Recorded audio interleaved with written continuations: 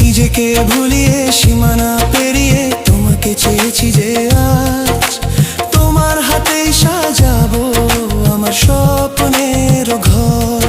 আমি তোমার প্রেমে পড়ে দুনিয়া ভুলে গেছি।